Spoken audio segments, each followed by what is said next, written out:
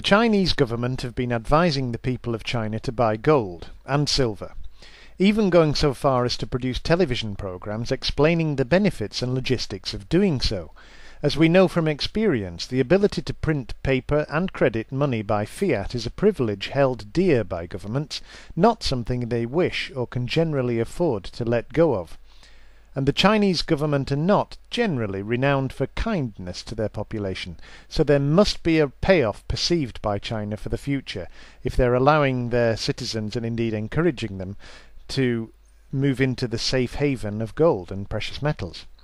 Here is my theory on why China is encouraging its people to invest in gold. I wonder if the Chinese government are going to, at some point in the future, allow minting of that gold into high-value coins denominated in their currency. There is a precedent in coins such as the Panda Gold Coin. This one, from 1982 I think, has a face value of 500 yuan, which is around $73. A person who bought it at face value, when 1 ounce of gold was only around 500 yuan, still has the nominal 500 yuan secured in the coin's legal tender, but that 1 ounce of gold is now worth close to 8,000 yuan. Heads, you hold your nominal value; tails, you make a packet if gold goes up. Anyway, a massive conversion of citizens' gold to legal tender would create a solid precious metals backing for their currency, financed by the savings of the population. It might also give them a real shot at taking the prize of reserve currency status from the dollar, as it would increase the Chinese money supply, the liquidity available to handle demand for reserve currency, without debasing the currency. Because converting investment gold to a legal tender coin does not debase the value of existing currency. The value is simply transferred from the commodity gold into the currency. For example, if Mr. Li in China buys 1 ounce of gold, and then the gold is converted into a legal tender coin worth 8,000 Chinese yuan, there is extra yuan money introduced into the system, yet no effect on inflation. Sounds bizarre, but take a look. Someone owns 8,000 yuan in cash. Someone else owns 1 ounce of gold, the value of which is worth 8,000 yuan. In this scenario, the gold is worth 8,000 yuan, but remains just a commodity. It's not in the actual money supply.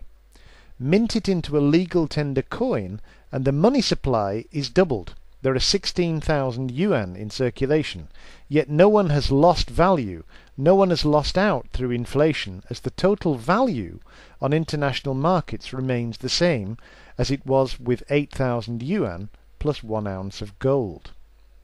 This is how the Chinese might have a crack at creating enough money backed by gold and without debasing the currency to service the needs of the international market for oil and goods traded in dollars. Massive liquidity is one aspect of the dollar which keeps it in first place for reserve currency status. No other currency can supply the required amount of currency while still maintaining some trust. Not yet, anyway. And the whole exercise would have been financed entirely by the Chinese citizenship, slowly and without fuss.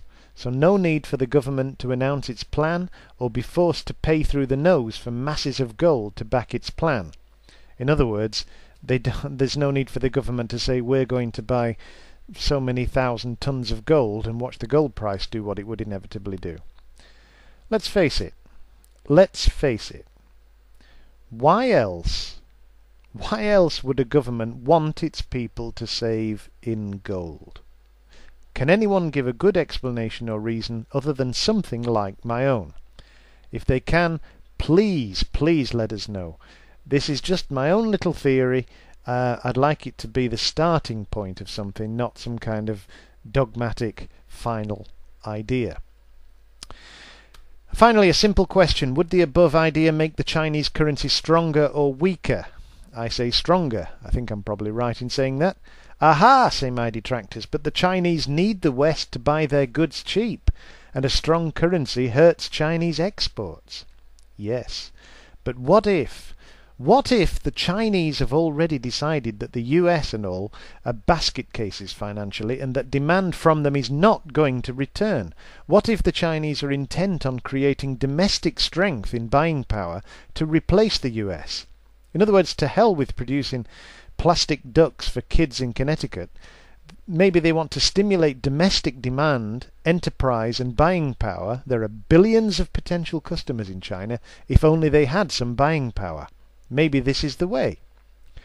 I suggest that the theory of China encouraging a massive savings base in gold to later convert into legal tender would work, and it would draw massive cash inflows to the currency from around the crumbling world.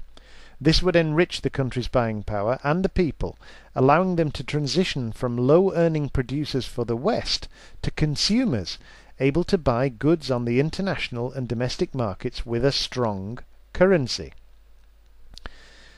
Incidentally, this would also help to create a new market for America to sell into, and others too, at prices which would at least keep the US workforce in bread, if not butter PlayStations or speedboats any longer. And it would stimulate the Chinese domestic market for its own goods. People would be able to afford stuff. It's just a thought.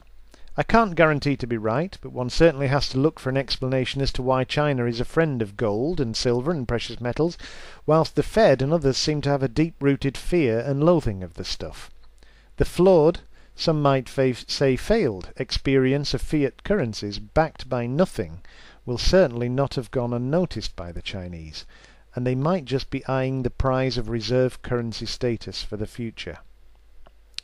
Thoughts, please. Thank you.